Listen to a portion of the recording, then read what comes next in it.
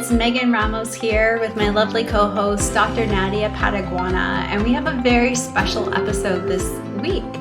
This week's typically our hot topic episode, and this week's hot topic is going to focus on lipedema and lymphedema.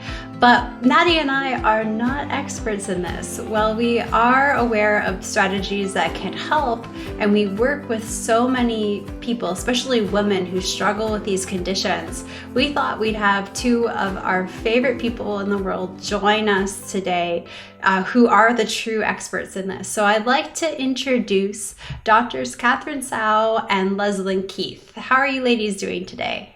Wonderful. Thank you for having us. Thank you so much. I love being here. I'm so glad that these two ladies are here with us today, Megan, because I definitely admit that even though we do work a lot with women that have this particular concern condition, and we are so interested, we could all learn a lot more. So let's get started. So Leslyn and Katherine are hosting a virtual symposium coming up from April 29th to May 1st. Ketogenic Revolution for Lipedema and Lymphedema Virtual Summit, and I'm going to be talking about intermittent fasting.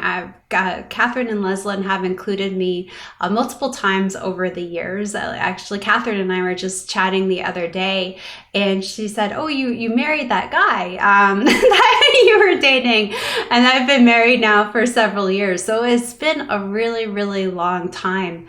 But I would love to throw it over to you both to sort of explain what is lipedema, what is lymphedema, and really so many people are struggling and not able to lose weight in particular areas, and they don't even realize that they have these conditions.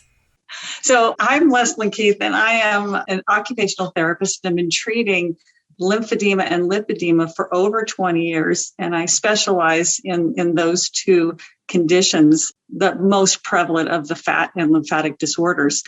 And I met Katherine at the NIH Symposium, the first one on lymphatic disorders that was held in, was it 2015, Katherine? Yeah, September of 2015. Yes. And I was presenting my research on using a ketogenic diet to help people with lymphedema to lose weight and improve their lymphedema condition, and met Katherine there. And we started a discussion about lipedema, which it's in the class of conditions. It's similar to lymphedema, but different. And so we talked about, could a ketogenic diet work for lipedema as well? So I suppose we should start first by describing what these two conditions are. So Katherine, I'm going to go ahead and describe about lymphedema, and then you can take it away on lipedema, because she really is the expert on lipedema. So lymphedema is a lymphatic disorder where your lymphatic system is obstructed, and because it's obstructed, it causes swelling. And so this obstruction could be caused by either you're born with it, you don't have a properly formed lymphatic system, so you get these areas in your body that collect fluid and you become swollen, or it could be a result of some other secondary trauma or surgery. And most commonly, at least in North America, is treatment for cancer. So you have lymph nodes removed, you have radiation therapy, you end up with a swollen body part in the area that has been treated for the cancer. So there is treatment out there that helps manage it, but it cannot be cured.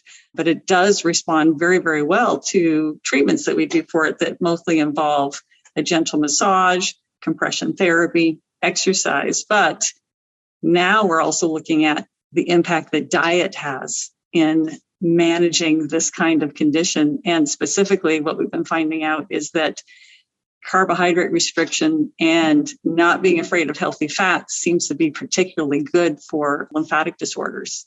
So with that, I'd like to hand it over to Katherine to talk about lipedema, because what we've discovered about lipedema is even more startling than what we've figured out about lymphedema.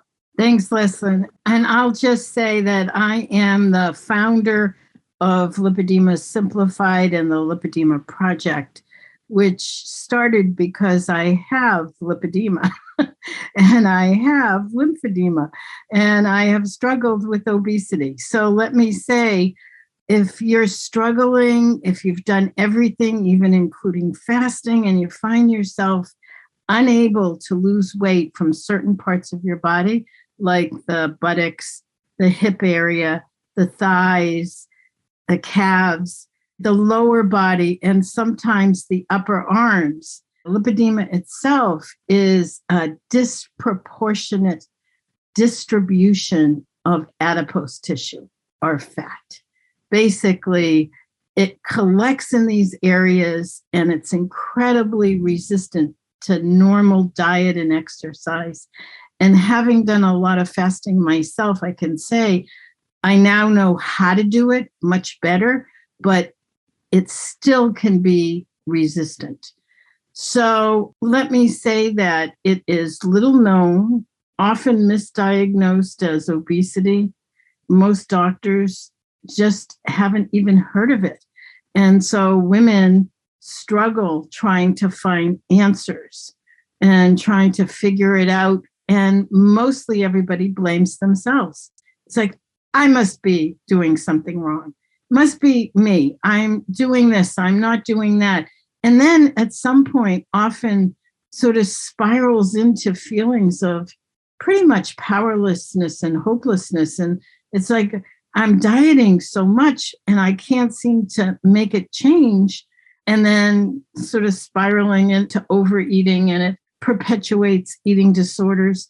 And so I must say, meeting Leslyn at that conference really turned things around, because when I saw her research, it just happened to be the right time, the right place.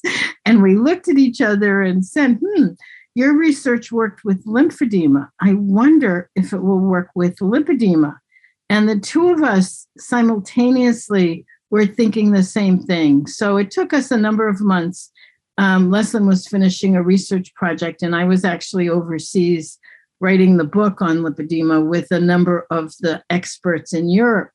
And when I got back from Germany, we started a number of webinars, then we started a pilot study, and we started to apply ketogenic way of eating to lipedema specific. Some women had both lipedema and lymphedema, but a lot of women had lipedema, and lo and behold, it worked. And we really didn't know what we were doing. We didn't know what we have learned now is about the modifications that we really seem to work better when we intermittent fasting and all this kind of stuff, and certain foods, even though they're keto, to all these adjustments that we know now. But even without knowing that, basically applying a ketogenic diet that was used for epilepsy, it had astounding results.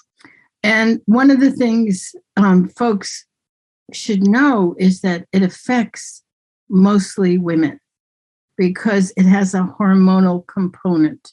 And just because often women recognize themselves in this, it tends to initiate or exacerbate during puberty, during pregnancy, during perimenopause, and any kind of gynecological surgery is when it can actually exacerbate.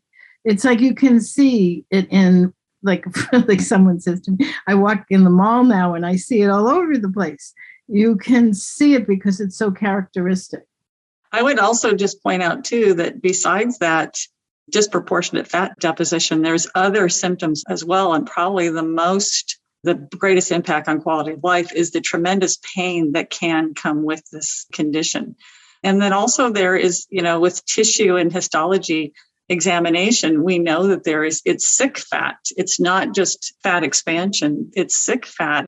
And there's a lymphatic component as well, that the lymphatics become disrupted and are causing water to be collected in the tissues and stuff like that. So it's not just a pear-shaped body. It's not just this, disproportion. This is a bona fide condition that is very, very impactful on women's lives. So let's talk a bit for the women out there that are listening to us and they are struggling to lose weight and they might be experiencing some pain. And usually if doctors don't know, they just label you fibromyalgia. Fibromyalgia is like the diagnosis of, we don't know what's wrong with you, but we're going to tell you you have this. So we tell you something, diagnosis. So there's all these women out there. Leslyn just mentioned like a pear-shaped body. They're out there, they're feeling awful about themselves. They're thinking they're broken. You know, these interventions that they're doing have helped, maybe not to the degree that they were hoping for. What should they look for in terms of body shape and the locations of this weight accumulation and pain? The most typical, let me first say, that there's almost nothing typical about lipedema because it looks very different on different women. But it's a column-like leg that doesn't have the kind of shape a normal leg would have. So you have very large thighs and you may have calves that are almost equally as large. So they're very column and look. The other thing is that the skin itself takes on a corrugated look. You know, you could almost call it cellulite, but it isn't. And the other thing is on palpation, you know, if you actually take the fat in your upper arms or your legs and feel it, like gently, not, you don't want to bruise yourself because that's another symptom is lipedema fat is easily bruised. You find yourself having black and blues. But anyway, you'll feel nodules or like lentils. Or beans in a bag kind of thing. Leslyn, what else? Yeah, I think that is the main thing. And two, when we talk about the pain associated with it, it is one reason why it's confused with fibromyalgia is that it's more in the soft tissue areas rather than joints, although you could get joint pain also. But in the soft tissue, specifically in the fat, it is a hypersensitivity. To get your blood pressure taken is excruciating. Just, you know, to put your child on your lap will cause you a lot of pain. Someone pats your shoulder, it's painful. We talk with a lot of our women that they didn't realize that not everybody experienced that. They thought that was just normal because it had always been that way for them. And they were kind of shocked to find out that not everybody experiences this kind of pain with a very innocuous, gentle touch. And that innocuous, gentle touch can also, as Katherine said, end up in a bruise because we're finding that there's a lot of capillary fragility and a lot of stuff with the veins and the lymphatics that is causing this hyperpermeability that is just causing, you know, edema as well as bruising with very, very little trauma.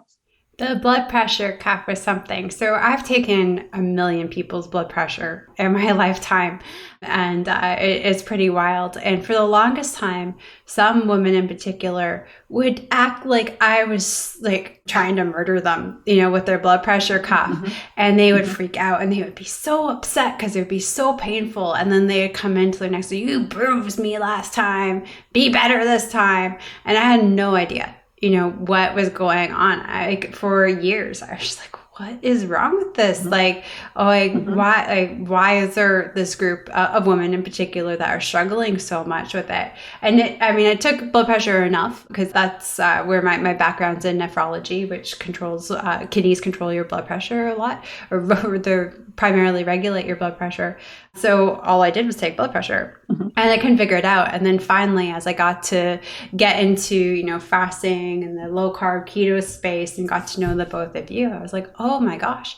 So whenever someone would go to swap me when I was taking their blood pressure, I would always refer them to your website, to your Facebook group. I'm like, I think you need to learn more about this. And then of course, at that point, you know, I was also doing low carb, ketogenic and intermittent fasting interventions, and use that sort of as an incentive to get them to work on their diet and be a little bit more consistent with their fasting. Well, and that is, you know, by you doing that recommendation, especially based on their pain, one of the amazing outcomes that we found by using keto, carbohydrate restriction, and intermittent fasting combined is that sometimes within 2 weeks. And we have women who presented at the last conference for us within 6 days.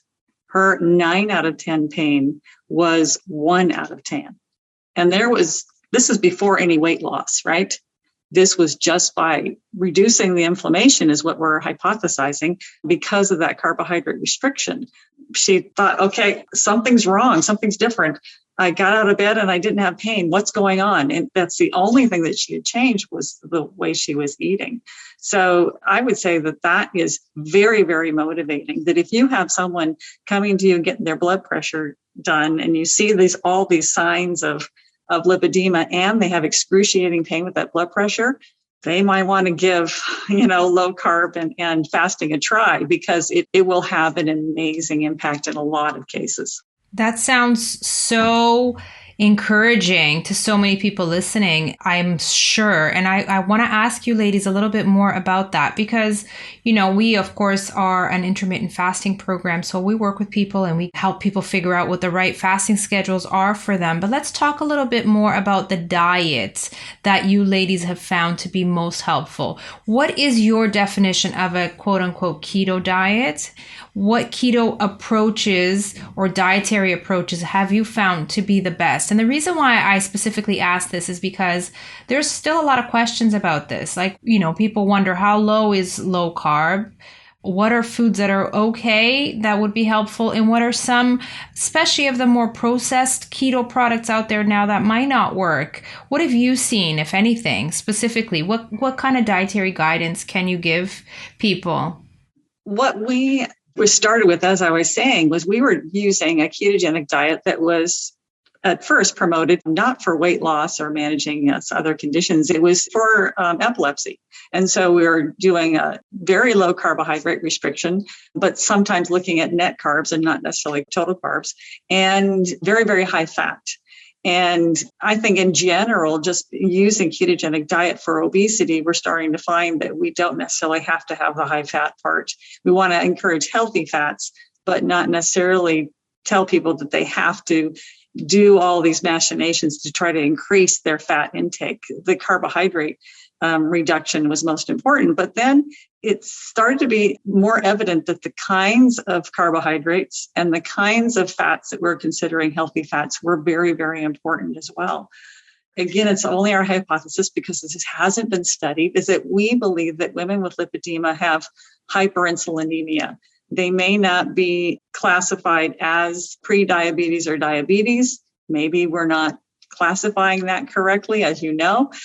So we may not be capturing all the women that actually are pre-diabetic, but we do believe that they at least have high levels of insulin all the time.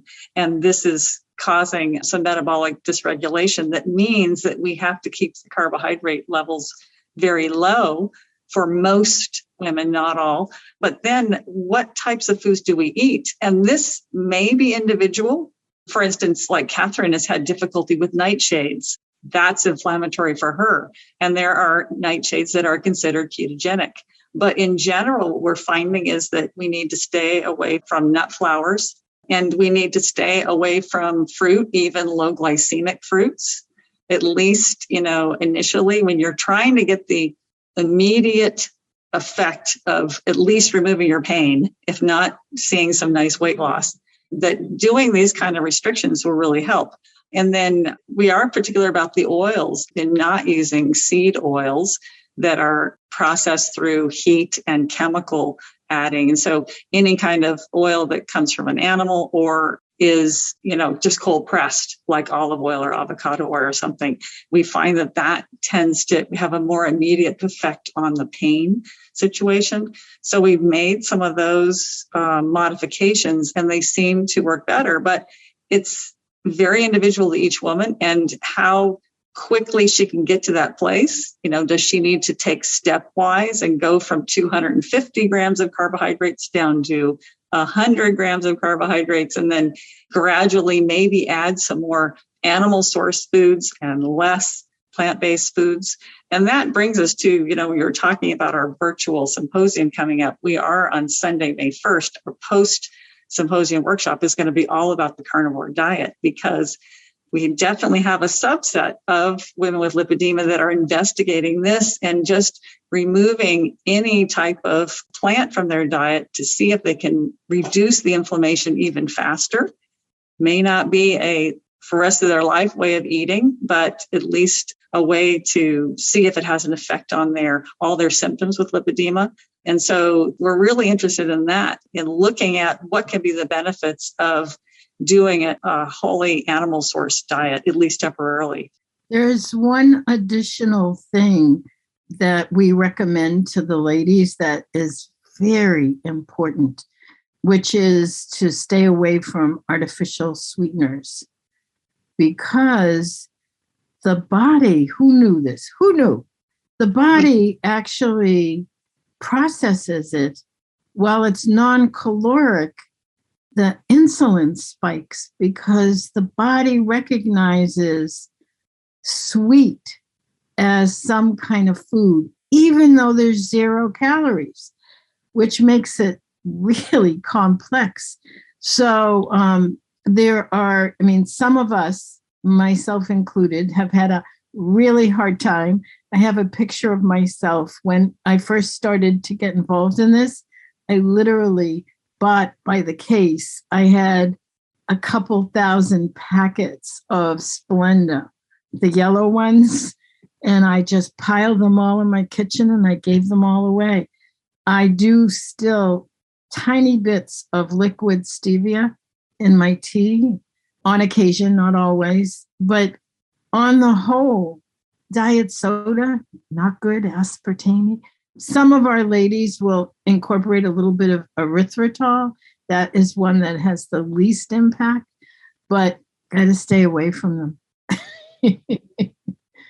Nadia and I actually on a very recent podcast were just talking about sort of the evil effects of these quote unquote natural sweeteners. And we understand with everyone that it is a journey, and when they're starting off, they're making big shifts, and you never want to go too radical at the start, but it should be a goal, something that they're working towards. I went from taking 4 sugars in a small tea to 4 sweeteners in a small tea to cinnamon to now just not being able to tolerate anything. I was trying to take glycine the other day and almost wanted to vomit because they were so sweet. So our taste buds do change, but I think something that you've mentioned is the quality of the foods is so important, and we're seeing a lot of this start to go sideways now that the ketogenic diet is becoming more popular and people are interested. Of course, society, the corporate wants to make money off of this, so you go to places like Costco and you see keto this and keto that. And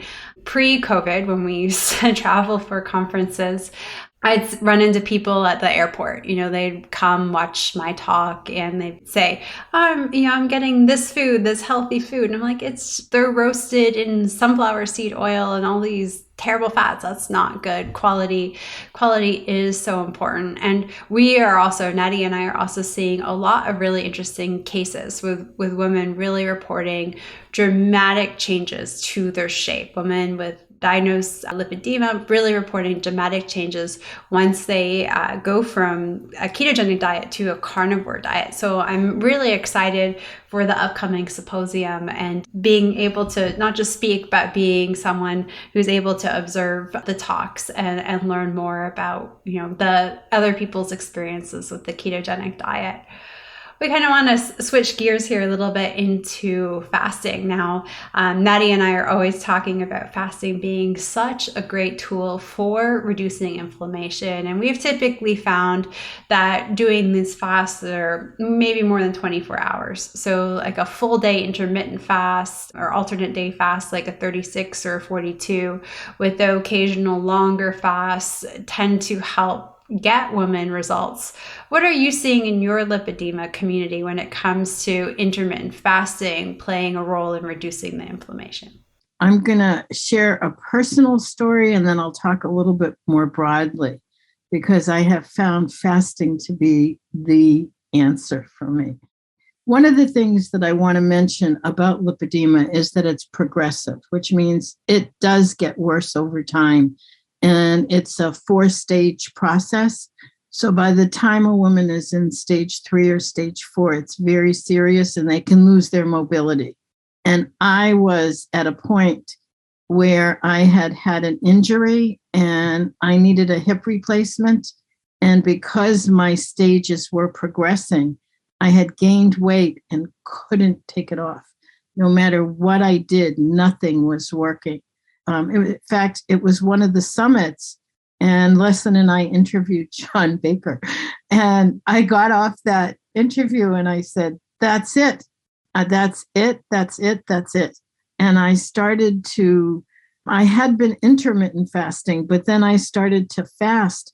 I did alternate day and I did extended fasting. And it took me a year, but I lost the 40 pounds so I could have a hip replacement. Because without that, I was like severely not able to walk and in a great deal of pain. And so the combination for me of carnivore and fasting worked. And I'll just tell you, I'm fasting today. I started another round. I think it was when we talked a couple of weeks ago, Megan. And I said, now, why am I not doing this? So I started to do alternate day fasting again. And by gosh, it's working. It's working. It takes care. And 42 seems to be the magic number for me. So now I want to say that, that was my personal experience. I remember saying to Leslyn, I still have a hard time with this. I said, what do you mean I can't have a salad? I love salads. And I'm still not able to really give it up. But the idea of being able to integrate fasting and go back and forth between carnivore and a more balanced ketogenic for me, hopefully I'm finding my way. But here's what we hear from the ladies. Intermittent fasting is a breakthrough for so many of our ladies. I was just talking to one of them this morning. We have an exercise thing that we do as a community on Zoom with Miranda Esmond White, which is terrific. And so we schmooze beforehand. And she was telling me that, she went on vacation, she went off it. And she said within a very short time, it wasn't even the weight, it was that she was back in pain.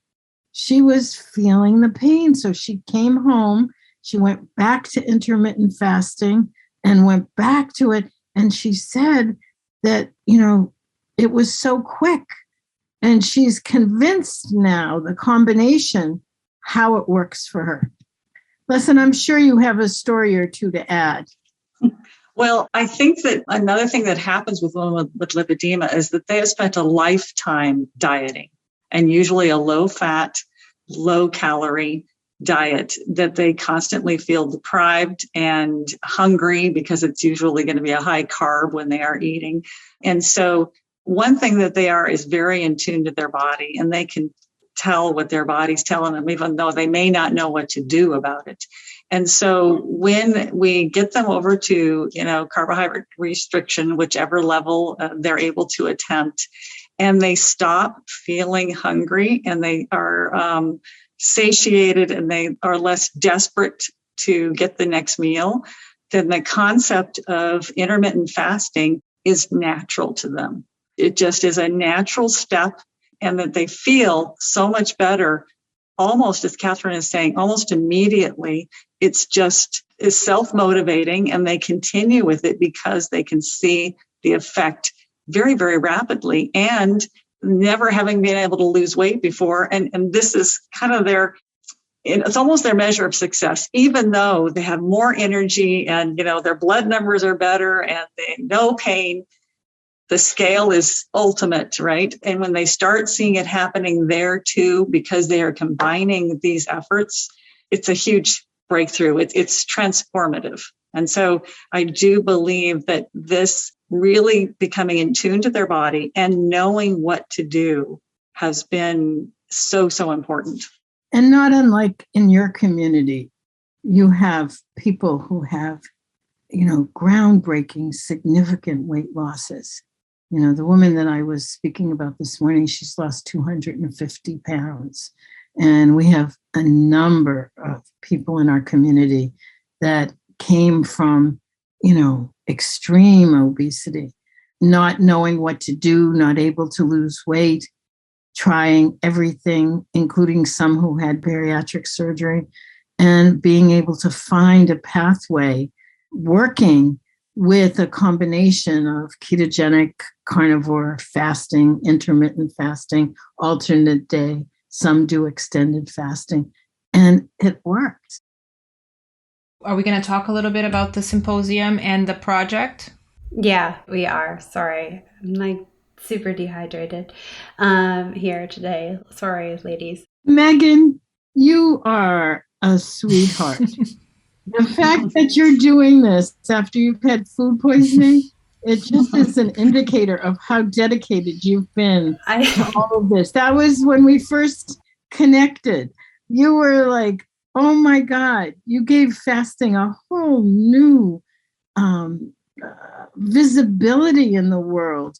I can't tell you how many of our ladies will say, oh, I did this. In fact, Jane, one of our ladies who's lost over 250 pounds, she started with you guys in Toronto. Oh, wow. And all she says is wonderful things about you guys. She credits you guys with helping her because she was way over 400 pounds when she started. And she had started with that, and then it evolved for her. And eventually she ended up realizing she had lipedema. I think so many women, once they learn about fasting and keto, they might not have any idea that there's more to it. But once they get immersed in these communities, inevitably it comes up. We actually just had your peer, Siobhan Huggins, talking about lipedema in our fasting method community. So they start to become exposed to this. And it's just been so great since I've gotten to know you both, just to see the communities integrate and intertwined. And no surprise that a ketogenic diet in combination with intermittent fasting is just so powerful for lipedema. Not only is lowering the insulin so critical for minimizing and lowering inflammation in general, the production of beta hydroxybutyrate, one of those ketone bodies that provides us with fuel, and it can be huge for helping to reduce pain as well. So definitely hand in hand are great approaches. And Nadia and I have been so privileged just to see so many incredible transformations within our group and be able to share your resources with them. Now, something that I'm asked often, and both of you spoke about this very, very briefly at the start, is that it can be really difficult to get a diagnosis, to actually have a practitioner who is knowledgeable about this in the first place. And Siobhan was chatting with me, and she noted that a friend of ours, never diagnosed it in his career, saw her speaking in Florida recently about it, and then as soon as he got back to San Diego, diagnosed 3 people in like a matter of a handful of days.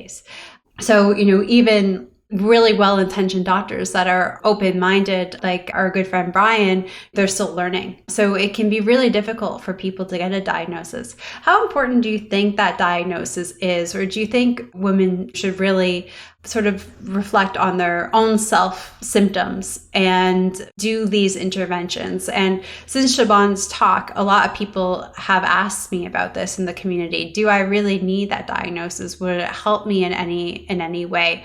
Or should I just carry on with the interventions, but be perhaps a little bit more consistent with them? Most of the women that come are self-diagnosed, and we have a directory on the Lipedema Project website. We direct them there. They can get a diagnosis.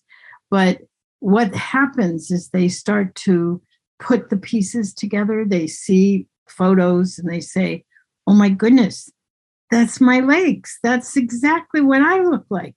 And they put the different symptoms, it started when I was in early puberty, or it exacerbated when I was pregnant. And my body looks like this. I've been dieting for, 40 years. A lot of women come in their later stages because menopause is particularly tough on lipedema because it just tends to expand seemingly for no reason. So if women are And again, I say women because 99.999%, because it's a hormonal disturbance. There are a small amount of men, but mostly women. When you start to notice certain of these symptoms and you can see, oh my God, I'm bruised. Why do I get black and blues? Nothing happened.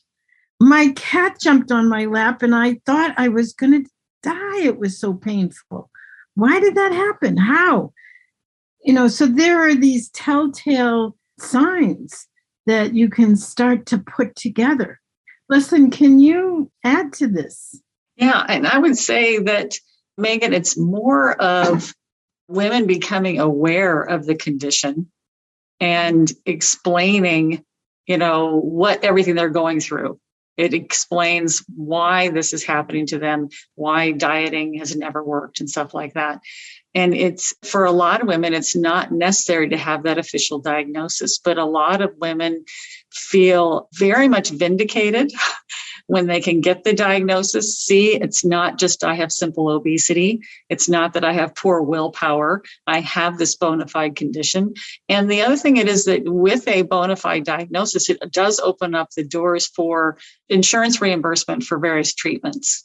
Because there are some manual therapies, gentle massage, compression garments, things like this that would not be paid for unless you have some kind of diagnosis that allows you to get those things covered.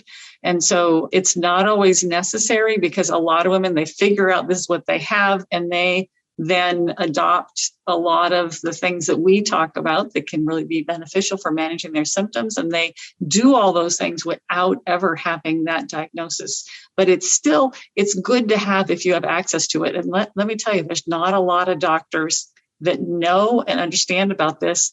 You were talking about, and I'm thinking it's Brian Lenskis, that he found out about it and immediately started diagnosing. I mean, it's probably changed the lives of those women, because they had no idea this was going on for them. And so if we can get more doctors aware of this so that they can just bring out the awareness, let alone, be able to diagnose. And I have to say that Brian is going to be speaking at our conference as well.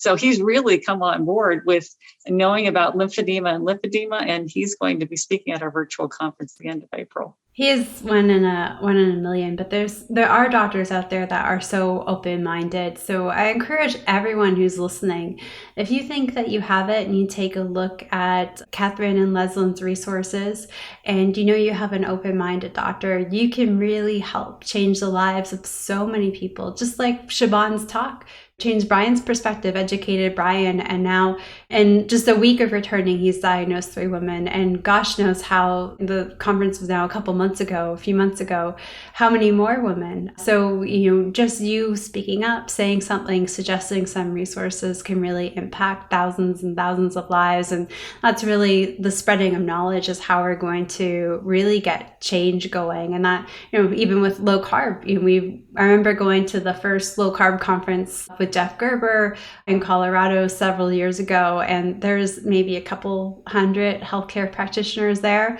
And then the last one in person pre-COVID, there were like 800 doctors and healthcare practitioners there. So it's just, you guys out there, you're how we can make change by spreading this information. And I've been pretty much echoing the same thing to our community members who have asked about the diagnosis. If you can get one, you probably should. But you're truly going to know your body, and you've got access to the resources to help you start to implement those interventions. So if you can, sure, but I wouldn't lose sleep over it, and I wouldn't worry about starting the interventions until you get one. You can start today and start to make a huge impact today. Let me add one thing, which is our approach, similar, I believe, to your approach, is a conservative approach.